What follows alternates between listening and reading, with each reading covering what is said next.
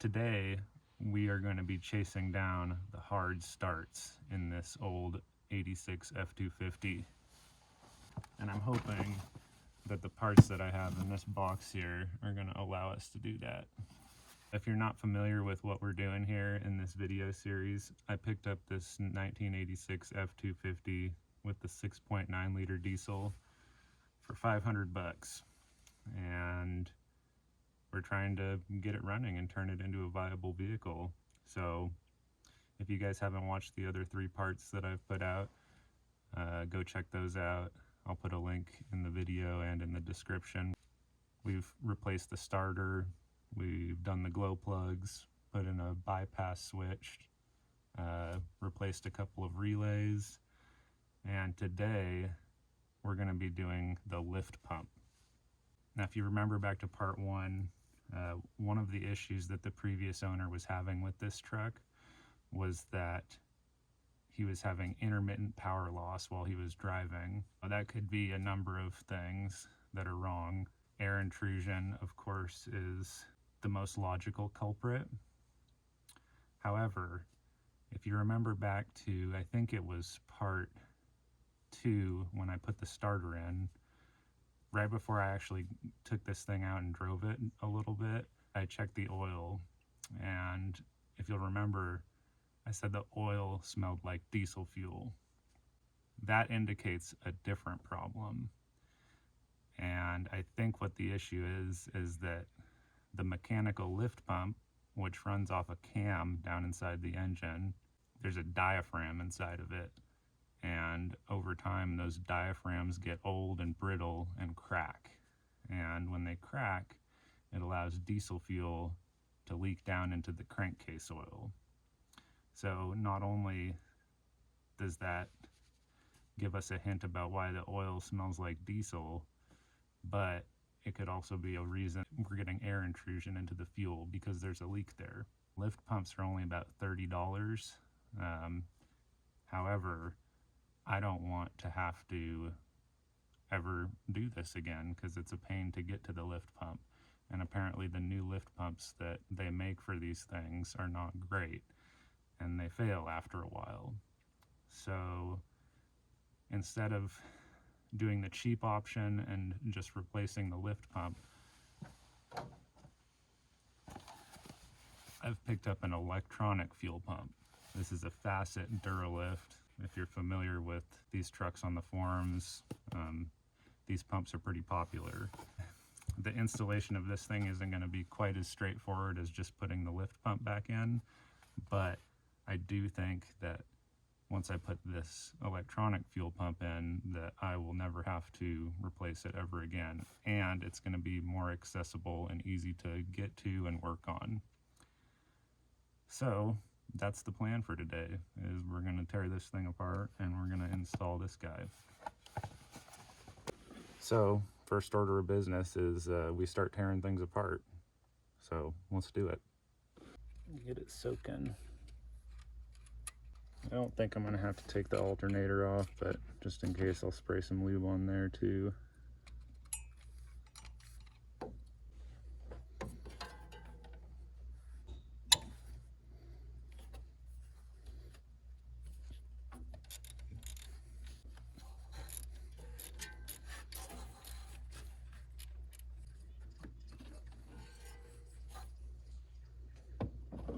That's the lift pump.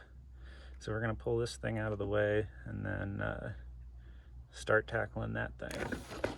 All right, I got a little bit distracted from that. We're going to jump right back into it though.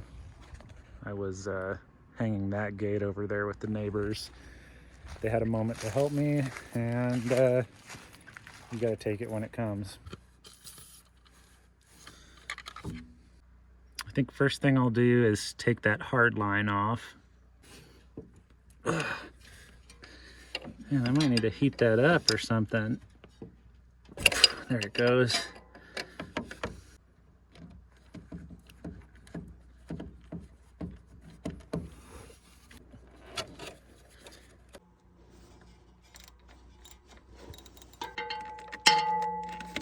Man, that bolt was loose.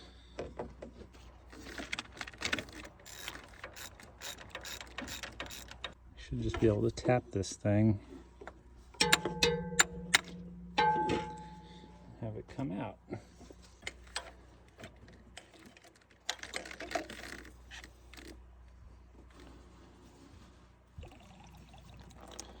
Great. All over the electronics.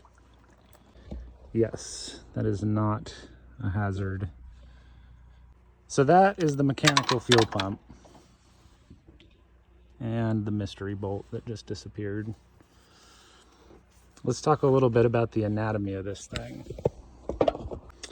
This arm, where it's got oil here, is what rides on the camshaft in there. And this thing goes back in here, and then there's a diaphragm in here.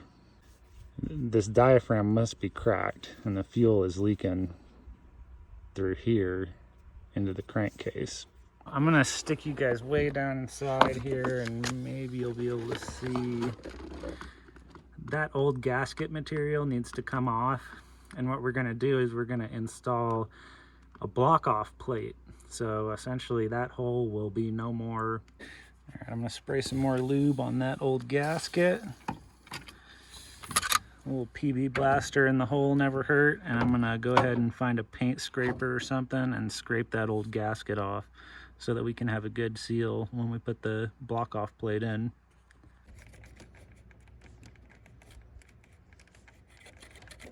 I'm just gonna do this and I'll tune you guys back in when it gets more interesting.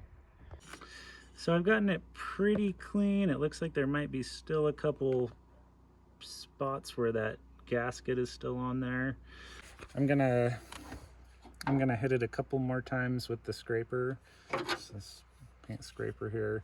And I'll probably hit it with the wire brush just to give it one final cleanup. And then we'll go ahead and mount the block off plate.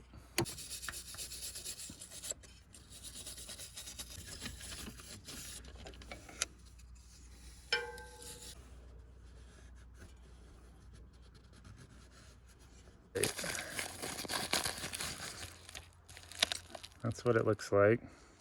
It's got a little gasket, and then I've also got some high temp RTV that I'm going to put on either side. I thought it came with bolts, but I guess it don't come with bolts. It must. It does. I found them. So I just ran both of these bolts into the block there, and the one on this side bottoms out, which means that it's short enough to be able to tighten this part down. The other one sits about that far out, and that may be enough to get some torque down on this thing, but I'm skeptical. So I think what I might do is grind a little bit of the end of this bolt off.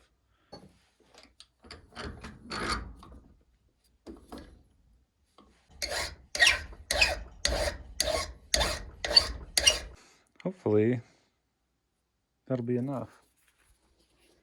All right, now that I've got these things filed down, they're better. Smear a bunch of that on.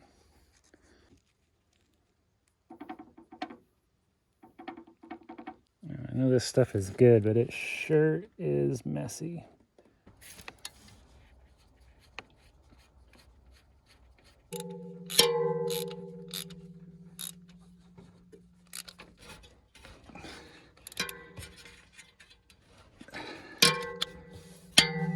So this truck officially has no more fuel pump right now.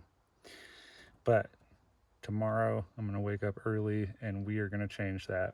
We're going to get that one installed.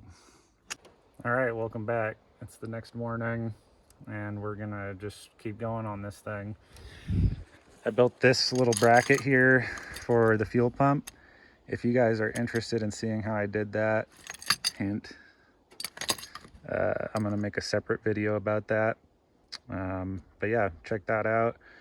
A few things that need to be done. That little loop of hose right there needs to come off. This hard line that came from the fuel pump that goes up to the filter head here needs to come off. This thing needs to get remounted, and then I need to figure out a place that's got enough space to accept that mount that I just built. So let's just start chipping away at this stuff.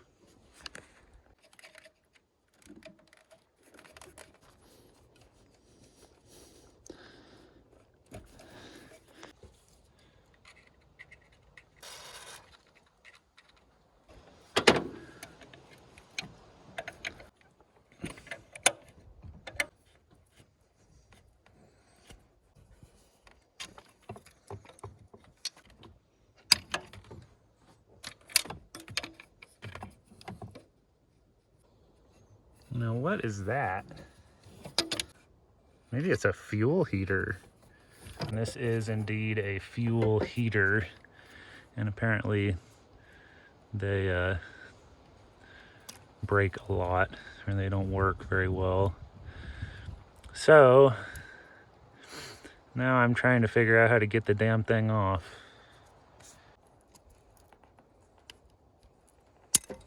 Well, it's broken now. Jeez, no wonder I couldn't get it out. All right, now that I got those two things taken care of, I think what I'm gonna do next is I'm gonna stick a chunk of 5/16 hose on there and run it up this way. And then we'll put this back on. Something that I learned recently is that these are not good for fuel line. These are what the correct ones look like. I guess that on the old school style, this little gap right here can allow fuel out. So this just makes for a better connection. So that line that I'm plugging into right now, it comes from the water separator. And the water separator is over on the other side of the engine. So that connection's connected to this reel of hose, and then when we mount the fuel pump over here, we'll know how long to cut it. All right, I'm gonna go ahead and reinstall this vacuum pump.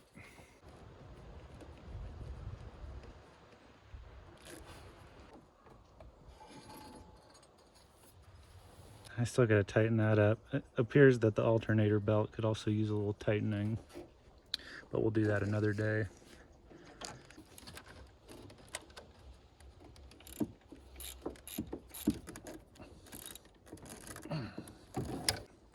I think next thing we gotta figure out where we're gonna mount the pump.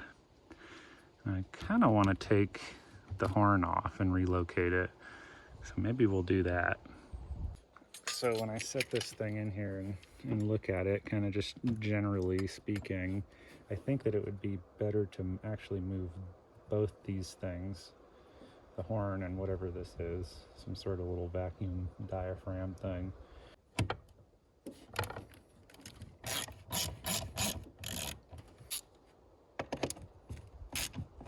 This is not a long-term solution by any means, but I've moved the horn and this vacuum pump back here. I haven't mounted them to anything yet, but I'll need to figure that out at some point.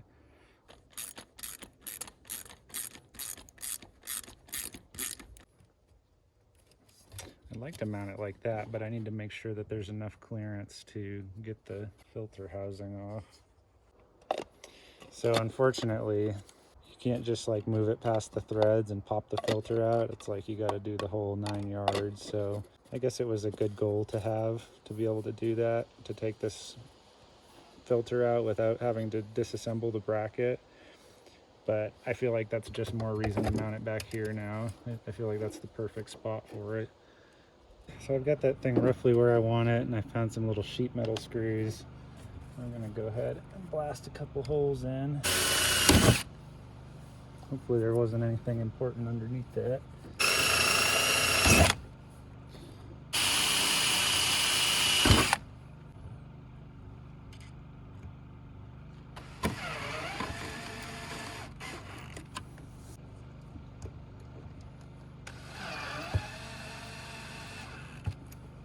Essentially all we have left to do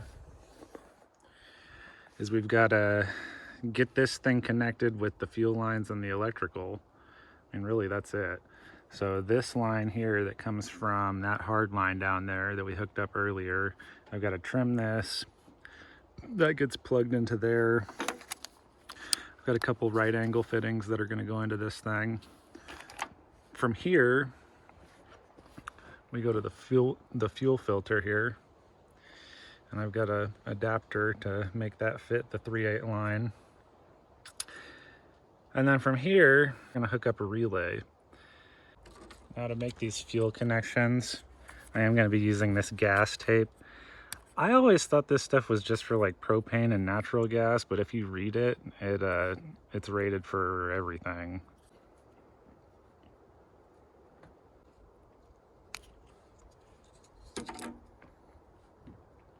Now if you'll notice, I stayed well away from the inside lip of this thing. Teflon is notorious for killing hydraulics and injection pumps and stuff.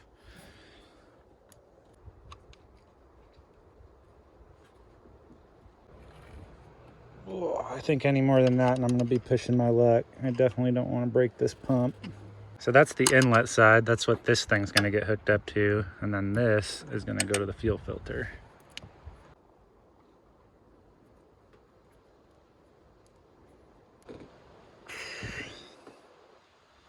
Next piece is this straight barbed fitting, and that's what's going to go on the fuel filter.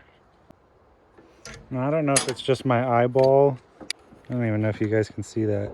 This thread looks a lot finer than this one, which is concerning. So unfortunately, this is not the right thread size, thread pitch rather.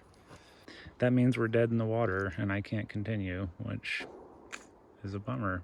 It means this video is going to be delayed like a couple weeks because I'm not going to be back up here until Thanksgiving. But what we can do in the meantime is we can cut this line and plumb it in.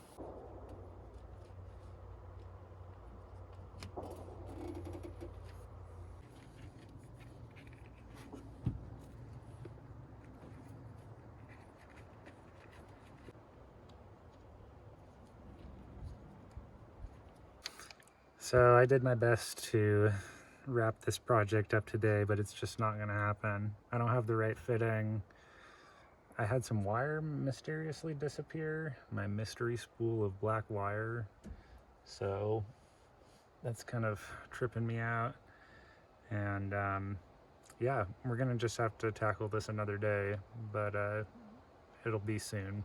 All right. All right, everybody. Well, I bring gifts from the mailbox, so let's finish this project up. Ah, yes, the old fuel pump. The first thing I want to do is get that fitting off the filter housing, and I think to do that, I'm going to have to pull off this little lead on the alternator here because it's kind of blocking it.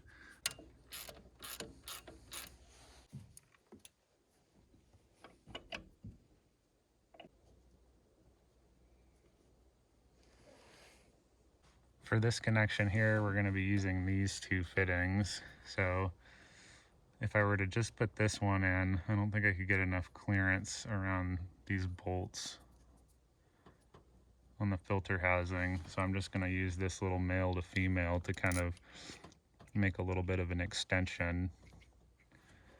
And that'll go right there.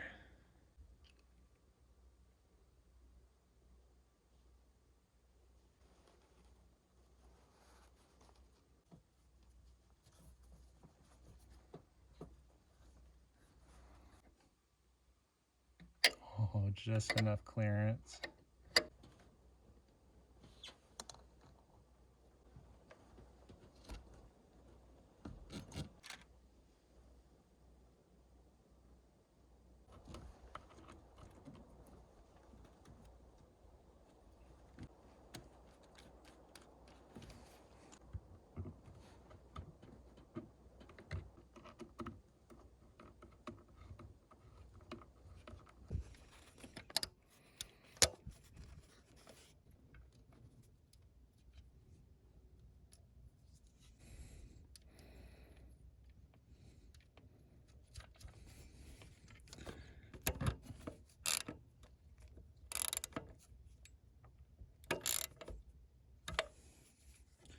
The final thing that we've got to do is we've got to wire this thing in.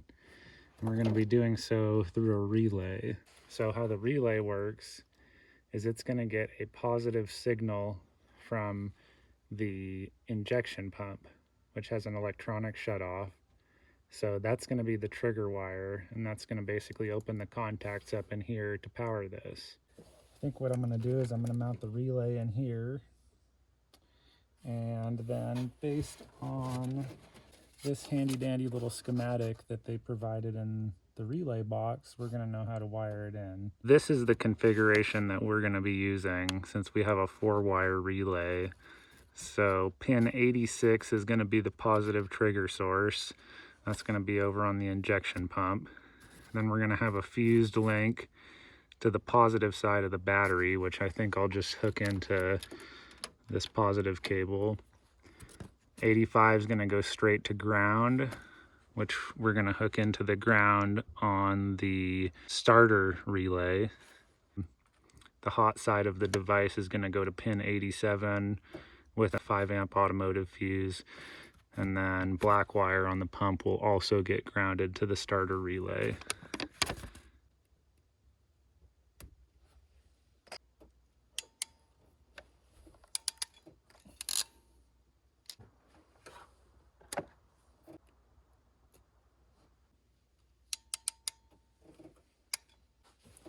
So this guy's going to get grounded out.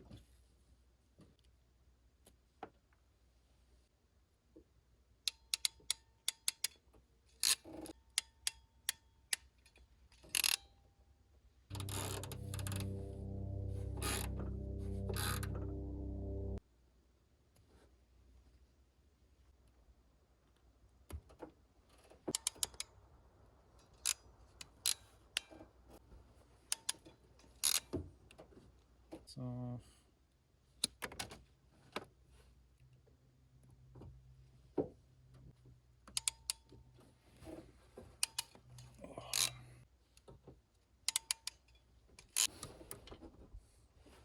So there's the pump hooked up. Now I just need to get the positive trigger source, which I think is white, and hot, which is going to go to the battery cable, and that should be all good.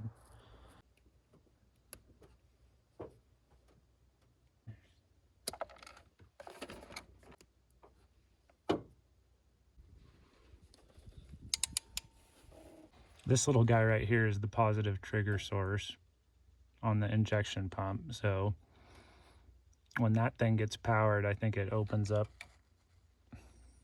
a valve or something. When it doesn't have power, the injection pump's basically non-functional. So we're going to put a ring terminal underneath this guy.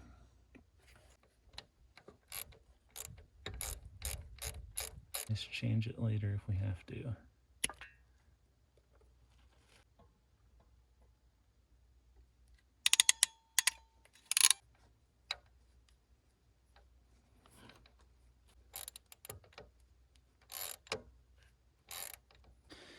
The last connection on the relay is the always hot wire.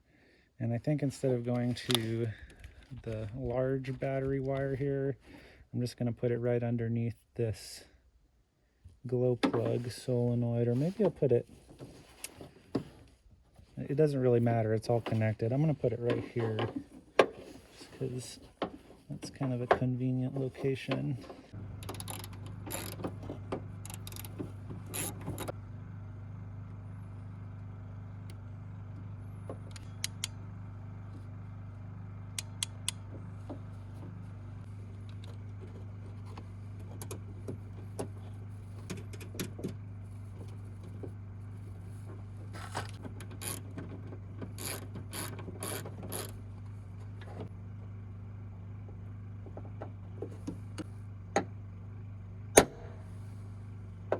A little self-drilling screw here.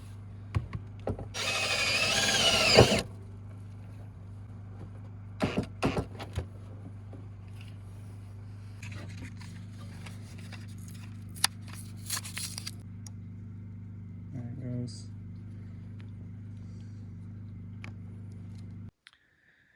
In the spirit of these videos, we got to talk about the price of this.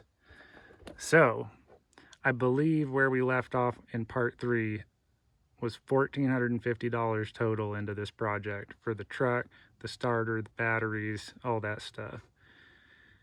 Like I said in the beginning of the video, if I were to just have replaced the mechanical lift pump, that's only about a $30 repair. So we could have got in for under $1,500 here. This thing was more expensive. Between the pump and the fittings and the hose and all that stuff, I think we're closer to about $150 for this swap. So that puts us up to $1,600 if I remember correctly. If I don't remember correctly, you guys will see it in the video. All right, I've got the batteries hooked up. I've got the wiring cleaned up. Now what should happen is when I turn the ignition on, this thing should start chugging along and it should fill up that bottom bowl with fuel. And if we're lucky, we won't have any spuming fuel everywhere. That actually reminds me, I need to replace this thing. I'm gonna do that real quick. Yeah, I don't know if you guys remember, but this hose was shot from one of the last videos and it was spraying fuel last time I tried to run it.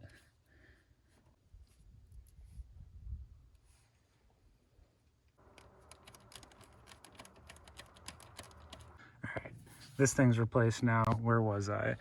Turn the ignition on, that thing's gonna start chugging. We might have to purge some air out of it since there's still a lot of air in these lines.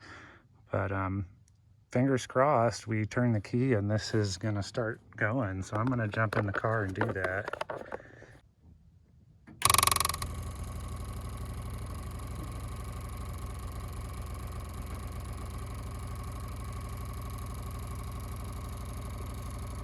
There it goes.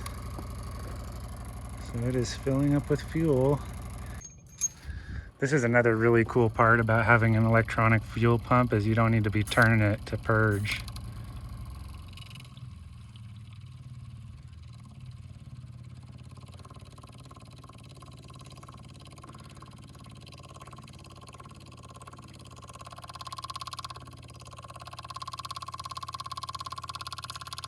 There it goes.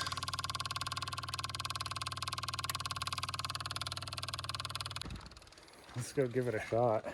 See how it turns over. Glow plugs.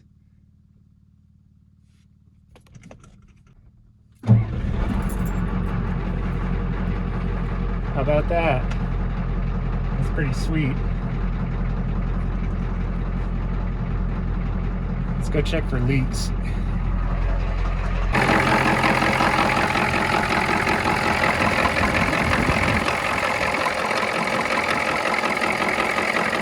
That belt is really loose. I gotta change that. Jesus.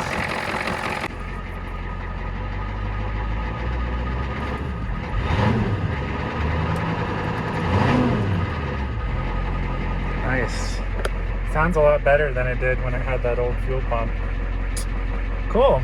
So there you go. This thing has a new fuel pump, and what we're gonna get into next video is gonna be just a good old fluid and filter change. And I think that we're gonna be able to get this thing out on the road. So thanks for watching. Tune back in. It's gonna be a good one.